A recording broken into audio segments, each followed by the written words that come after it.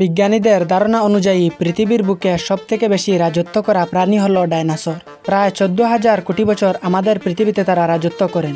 এত লম্বা সময় রাজত্ব করা প্রাণীর সঙ্গে মূলত কী এমন ঘটেছিল যা ঘটার ফলে এত লম্বা সময় রাজত্ব করা প্রাণীর নাম বর্ণনা মিটে যায় এই পৃথিবী থেকে?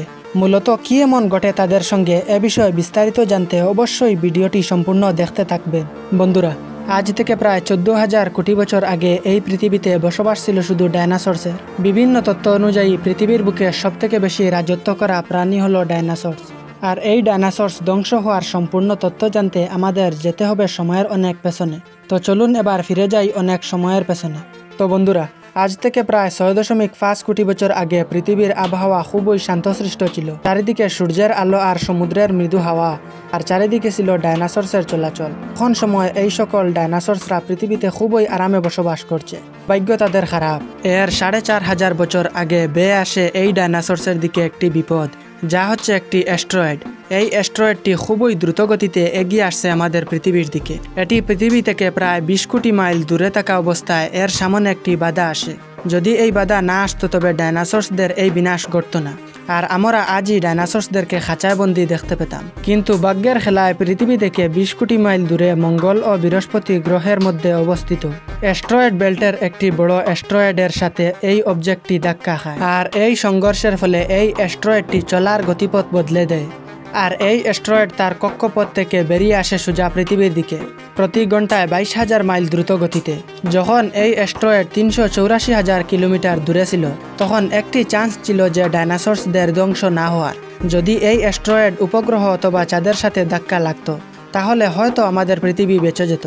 তখন দুর্ভাগ্যজনক এই অ্যাস্ট্রয়েডটি প্রতি ঘন্টায় 70,000 কিলোমিটার বেগে এগিয়ে আসে আমাদের পৃথিবীর দিকে। যখন এই অ্যাস্ট্রয়েডটি পৃথিবীর অ্যাটমসফিয়ারের ভিতর চলে আসে, তখন এটি একটি আগুনের বলে পরিণত হয়ে যায়। এটি এত গতিতে পৃথিবীর দিকে এগিয়ে আসছিল যে মাত্র 4 মিনিটে আটলান্টিক মহাসাগর পাড়ি দিয়ে ফেলে। এটির উজ্জ্বলতা এতটুকু ছিল যে এটির উজ্জ্বলতার কারণে হাজার হাজার জীবজন্তু হারিয়ে ফেলে তাদের দৃষ্টিশক্তিকে। কিন্তু প্রাণীগুলো এই তাপমাত্রার ফলে অ্যাস্ট্রয়েডটি দেখতে পাচ্ছিল না, শুধু তাপমাত্রাকে অনুভব করতে পারছিল। কিছুক্ষণের মধ্যে অ্যাস্ট্রয়েডটি মেক্সিকোর উপর গিরে পড়ে।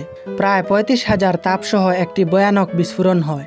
এই সংঘর্ষের বিস্ফোরণ প্রায় 10 হাইড্রোজেন বোমের থেকেও বেশি শক্তিশালী ছিল। সংঘর্ষের সাথে সাথে সেই অঞ্চলের আশেপাশে প্রায় 800 কিলোমিটার পর্যন্ত অবস্থান করা সব প্রাণীসহ গাছপালাও ধ্বংস হয়ে যায়। এই বিস্ফোরণ এত শক্তিশালী ছিল যে সংঘর্ষের সাথে সাথে সংঘর্ষের জায়গায় 180 কিলোমিটার চৌড়া ও 20 কিলোমিটার গর্ত তৈরি হয়। এই বিস্ফোরণের ফলে এই গর্তের সব মেটেল পাথর চলে যায় মহাকাশে, আর এর ফলে সৃষ্টি হয় মেঘ। আর এর কিছু সময় পর সংঘর্ষের ফলে পৃথিবীর বুকে ও চারিদিকে 11.1 মাত্রায় ভূমিকম্প সৃষ্টি হয়। সমুদ্রের বিশাল আকারে ঢেউ শুরু হয়, আর একের পর এক পৃথিবীতে শুরু হয় সুনামি, আর এই সুনামি সমুদ্রের চারিদিকে ছড়িয়ে পড়তে থাকে। আর এর ফলে বাকি আশেপাশে থাকা জীবজন্তুগুলোর উপর ভয়ানক প্রভাব পড়ে। আর এই বিস্ফোরণের কারণে রেডিয়েশনের মাত্রা এত বেড়ে যায়, ঘটনাস্থল থেকে 800 কিলোমিটার পর্যন্ত ডাইনোসরস থেকে শুরু করে অনেক জীবজন্তু পুড়ে ছাই হয়ে যায়। বিস্ফোরণের ফলে ধুলাবালুগুলো মহাকাশে গিয়েছিল, সেগুলো শুরু করে ভয়াবহ ঝড় ও তুফান। আর এ কারণে পৃথিবীতে সূর্যের আলো পৌঁছা অসম্ভব হয়ে পড়ে। আর কয়েক বছর পৃথিবীতে সূর্যের আলো পৌঁছে না, আর মূলত এ কারণে ধ্বংস হয়ে যায় সব গাছপালা ও অনেক ছোট ছোট জীবজন্তু।